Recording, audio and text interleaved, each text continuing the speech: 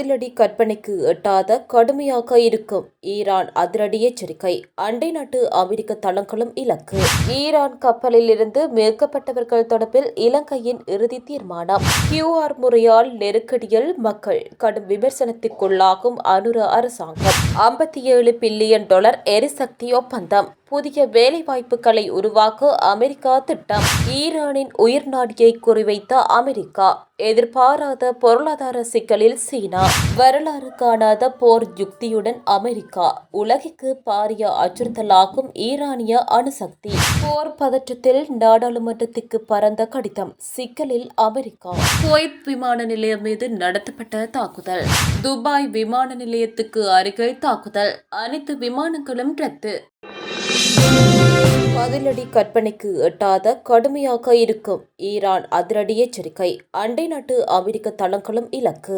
எமது எரிசக்தி கட்டமைப்புகள் சேதப்படுத்தப்பட்டால் அதற்கான பதிலடி கற்பனை செய்ய முடியாத அளவுக்கு மிக கடுமையாக இருக்கும் என ஈரானிய வெளிவிவகார அமைச்சர் அப்பாஸ் அரக்சி எச்சரிக்கை விடுத்துள்ளார். முன்னதாக அமெரிக்க ஜனாதிபதி டொனால்ட் ட்ரம்ப் கூறுகையில், கார்த்தீவின் ராணுவ இலக்குகளை ஏற்கனவே தரைமட்டமாக்கிவிட்டோம். தேவைப்பட்டால் வெறும் வேடிக்கைக்காக இன்னும் சில முறை அங்கு குண்டு வீசுவோம் என தெரிவித்திருந்தார். இந்த நிலையில் டிரம்பின் இந்த கருத்துக்கு ஈரானிய வெளிவிவகார அமைச்சர் அப்பாஸ் அரக்சி கடுமையான கண்டனம் வெளியிட்டுள்ளார். அத்துடன் யாரோ ஒருவரின் பொழுதுபோக்கிற்காக இங்கு மக்கள் கொல்லப்படுகிறார்கள். எமது எரிசக்தி கட்டமைப்புகள் சேதப்படுத்தப்பட்டால் அதற்கான பதிலடி கற்பனை செய்ய முடியாத அளவுக்கு மிக கடுமையாக இருக்கும் என குறிப்பிட்டுள்ளார். ஈரானின் மசகு எண்ணெய் ஏற்றுமதியில் 90% கையாளும் கார்த்தீவு மீது அமெரிக்கா நடத்தியுள்ள தாக்குதல் உலகளாவிய எரிசக்தி சந்தையில் பெரும் அதிர்வலைகளை ஏற்படுத்தியுள்ளது.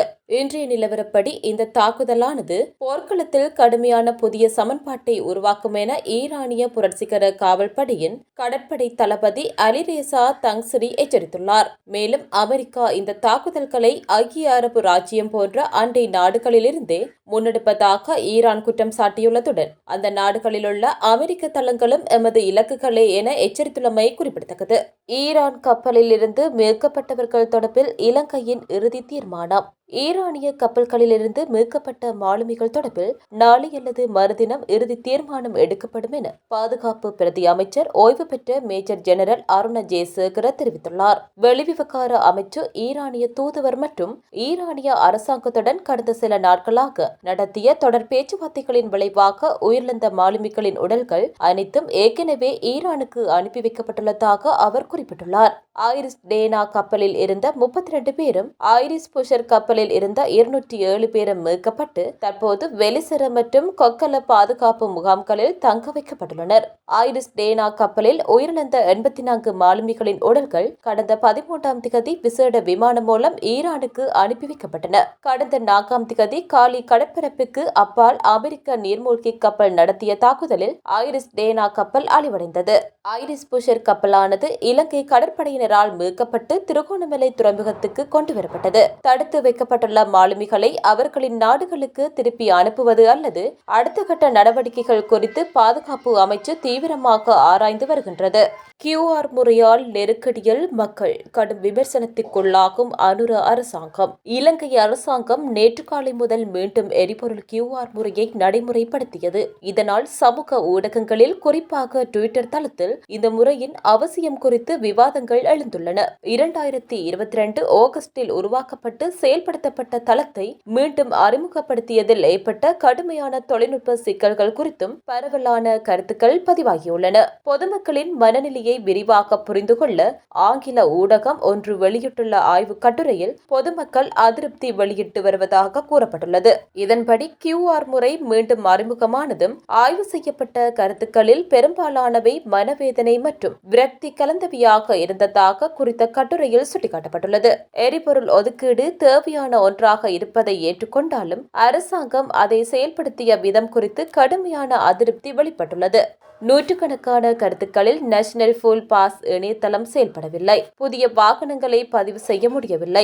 OTP குறியீடுகள் 2 நிமிட கால வரம்பு முடிந்த பின் மட்டுமே கிடைக்கின்றன மற்றும் பயன்படுத்தப்பட்ட வாகனங்களை பதிவு செய்ய முடியாத நிலை உள்ளது என கூறப்பட்டது.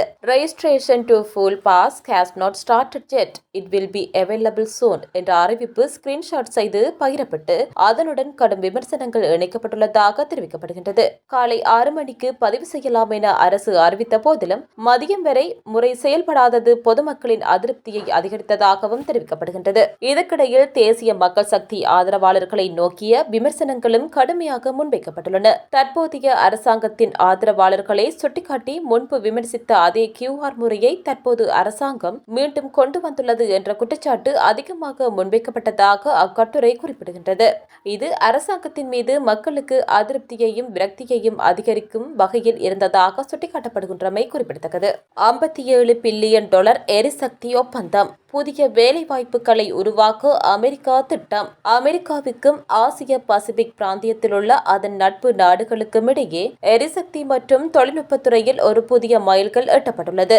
அமெரிக்க எரிசக்தி துறை அமைச்சர் டக் பர்கம் வெளியிட்டுள்ள அதிகாரப்பூர்வ அறிவிப்பின்படி ஜப்பான், தென்கொரியா மற்றும் தாய்வான் ஆகிய நாடுகளின் நிறுவனங்கள் அமெரிக்க நிறுவனங்களுடன் இணைந்து சுமார் $57 பில்லியன் மதிப்பிலான பிரமாண்டமான ஒப்பந்தங்களில் கையெழுத்திட்டுள்ளன.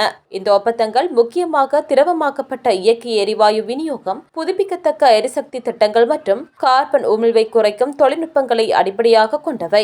ஆசிய நாடுகளில் அதிகரித்து வரும் எரிசக்தி தேவையை பூர்த்தி செய்யவும் அதே நேரத்தில் சீனாவுக்கு இணையான ஒரு வலுவான பொருளாதார கூட்டணியை உருவாக்கவும் இந்த நடவடிக்கை முன்னெடுக்கப்பட்டுள்ளது.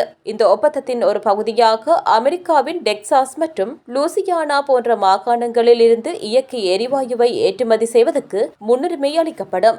மேலும் செமிகண்டக்டர் மற்றும் செயற்கை நுண்ணறிவு துறையில் முன்னணியில் உள்ள தாய்வான் மற்றும் தென்கொரிய நிறுவனங்களுக்கு தேவையான தடையற்ற மின்சார விநியோகத்தை உறுதி செய்ய அமெரிக்காவின் மேம்பட்ட எரிசக்தி தொழில்நுட்பங்கள் பயன்படுத்தப்படும். இந்த முதலீடுகள் மூலம் அமெரிக்காவில் ஆயிரக்கணக்கான புதிய வேலைவாய்ப்புகள் உருவாக்கப்படும் என்றும் ஆசிய நாடுகளின் எரிசக்தி பாதுகாப்பு உறுதி செய்யப்படும் என்றும் அமைச்சர் பர்கம் நம்பிக்கை தெரிவித்துள்ளார். புவிசார் அரசியல் சூழலில் ஆசிய பசிபிக் பிராந்தியத்தில் அமெரிக்காவின் பிடியை வலுப்படுத்த இந்த ஒப்பந்தம் பெரிதும் உதவும் என்று பொருளாதார நிபுணர்கள் கருதுகின்றனர். ஈரானின் உயிர் நாடியை குறிவைத்த அமெரிக்கா. எதிர்பாராத பொருளாதார சிக்கலில் சீனா. ஈரானின் முக்கிய எண்ணெய் ஏற்றுமதி மையமான கார்க்தேவின் மீது அமெரிக்கா நடத்திய தாக்குதல் சீனாவில் எரிபொருள் தொடர்பான பதற்றத்தை ஏற்படுத்தியுள்ளதாக தகவல்கள் தெரிவிக்கின்றன. ஈரானின் சுமார் 90% எண்ணெய் ஏற்றுமதி நடைபெறும் முக்கிய மையமாக இந்த தீவு உள்ளது. இந்நிலையில் குறித்த தீவில் நடத்தப்பட்ட தாக்குதலில் தீவின் எரிசக்தி கட்டமைப்புகள் சேதமடையவில்லை. இருப்பினும் அமெரிக்க ஜனாதிபதி டொனால்ட் ட்ரம்ப் ஹோர்முஸ் கடற்பாதையில் கப்பல்களின் பாதுகாப்பான பயணத்தை ஈரான் தடுக்க முயன்றால் அந்த அமைப்புகளையும் அழித்து விடுவோம் என எச்சரித்தார். மேலும் வேடிக்கைக்காகவே மீண்டும் தாக்கலாம் எனவும் அவர் கூறியதாக தகவல்கள் தெரிவிக்கின்றன. ஈரானின் கடற்கரையில் இருந்து சுமார் 33 கிலோமீட்டர் தொலைவில் அமைந்துள்ள கார்க்தீவு ஈரானின் பெரும்பாலான எண்ணெய் ஏற்றுமதிகள் நடைபெறும் முக்கிய முனையமாகும். போரின் தொடக்கம் முதல் ஈரான் 13.7 மில்லியன் பீப்பாய்கள் எண்ணெயை ஏற்றுமதி செய்துள்ளதாக தகவல்கள் கூறுகின்றன. அந்த எண்ணெயில் பெரும்பாலான பகுதி உலகின் மிகப்பெரிய மூல எண்ணெய் இறக்குமதி நாடான சீனாவுக்கு அனுப்பப்படுகிறது. கடந்த 2024ஆம் ஆண்டில் ஈரானின் எண்ணெய் ஏற்றுமதியில் சுமார் 91% சீனாவை வாங்கியதாக தரவுகள் காட்டுகின்றன. இந்நிலையில் ஈரான் போரின் தாக்கத்தால் சர்வதேச எண்ணெய் விலை உயர்ந்த நிலையில் சீனாவில் கடந்த 3 ஆண்டுகளில் இல்லாத அளவுக்கு எரிபொருள் விலைகள் உயர்ந்துள்ளன. பீஜிங்கில் மக்கள் தங்களது வாகனங்களுக்காக எரிபொருள் நிரப்ப அவசரமாக பெட்ரோல் நிலையங்களுக்கு செல்வதால் நீண்ட வரிசைகள் உருவாகியுள்ளன. இதனுடன் பெட்ரோல் மற்றும் டீசல் விலைகளும் அதிகரிக்கப்பட்டுள்ளன.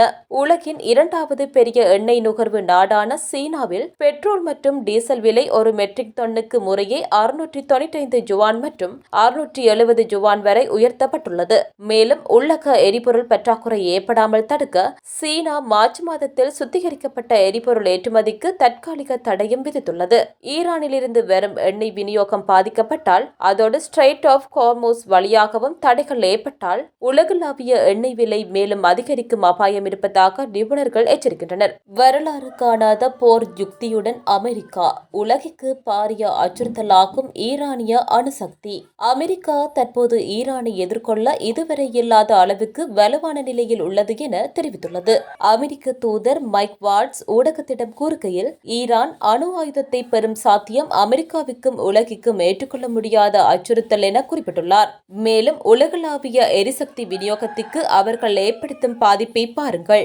ஈரானின் நடத்தை எல்லா திசைகளிலும் தாக்குதல் நடத்தும் வகையில் உள்ளது. இப்படியான நடவடிக்கைகளை அவர்கள் தங்களுடைய அணு பாதுகாப்பின் கீழ் மேற்கொண்டால் நிலைமை எப்படி இருக்கும் என்பதனை கற்பனை செய்யலாம் என்றும் அவர் தெரிவித்துள்ளார். இதற்கிடையில் வால்ட்ஸ் ஈரானின் போர் நடவடிக்கைகளுக்கு உதவ ரஷ்யா தகவல் பகிர்ந்து வருகிறதா என்ற கேள்விக்கு பதிலளிக்க மறுத்துள்ளார். ஆனால் அது உண்மையாக இருந்தாலும் அது பெரிய அளவில் பயனளித்ததாக தெரியவில்லை என்றும் அவர் தெரிவித்துள்ளமை குறிப்பிடத்தக்கது.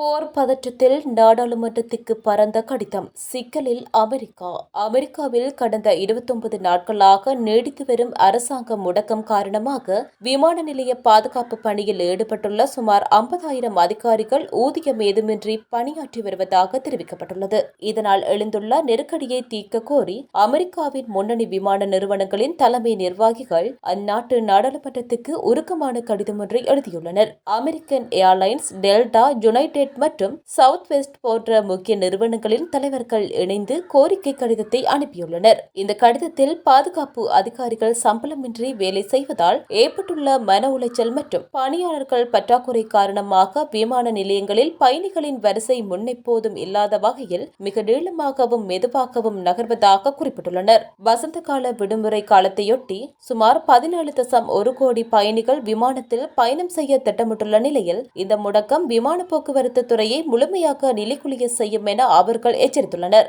குடியேற்ற கொள்கைகளில் நிலவும் அரசியல் மோதல்கள் காரணமாக உள்நாட்டு பாதுகாப்புத்துறைக்கான நிதி ஒதுக்கீடு நிறுத்தி வைக்கப்பட்டுள்ளதுதான் இந்த நிலைக்கு காரணமாக பார்க்கப்படுகிறது. எனவே அரசியல் முரண்பாடுகளை தவிர்த்துவிட்டு உடனடியாக நிதி ஒதுக்கீடு செய்ய வேண்டும் என்றும் எதிர்காலத்தில் இதுபோன்ற அரசாங்க முடக்கங்கள் ஏற்பட்டாலும் அத்தியாவசிய பணியாளர்களுக்கு சம்பளம் கிடைப்பதை உறுதி செய்யும் வகையில் புதிய சட்டம் இயற்ற வேண்டும் என்றும் விமான நிறுவன தலைவர்கள் வலியுறுத்தியுள்ளனர். குவைத் விமான நிலையம் மீது நடத்தப்பட்ட தாக்குதல். குவைத் விமான நிலையம் மீது ஆளில்லா விமானங்கள் மூலம் தாக்குதல் நடத்தப்பட்டதாக குவைத் பாதுகாப்பு அமைச்சகம் தெரிவித்துள்ளது. இந்த தாக்குதலில் 3 ட்ரோன்கள் விமான நிலையத்தை குறிவைத்து ஏவப்பட்டதாக தெரிவிக்கப்பட்டுள்ளது. இதனால் அங்குள்ள ரேடார் அமைப்பு சேதமடைந்ததாகவும் அமைச்சகம் குறிப்பிட்டுள்ளது. இதேவேளை மேலும் ஏவப்பட்ட 5 ட்ரோன்களை குவைத் பாதுகாப்பு படைகள் வெற்றிகரமாக அழித்துள்ளதாகவும் அதிகாரிகள் உறுதிப்படுத்தியுள்ளனர்.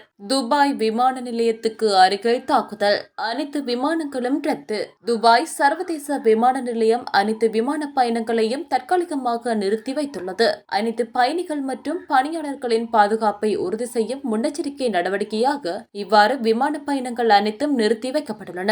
விமான நிலையத்துக்கு அருகில் நடந்த ட்ரோன் தாக்குதலை அடுத்து இந்த முடிவு எடுக்கப்பட்டுள்ளது. ட்ரோன் தாக்குதல் காரணமாக கடுமையான தீப்பரவல் ஏற்பட்டிருந்த நிலையில் உயிரிழப்புகள் எதுவும் பதிவாகவில்லை என்று அறிவிக்கப்பட்டிருந்தது. தீயை அணைப்பதற்கு கடுமையான முயற்சிகள் மேற்கொள்ளப்பட்டு வருவதாக சர்வதேச ஊடகங்கள் தெரிவித்துள்ளன.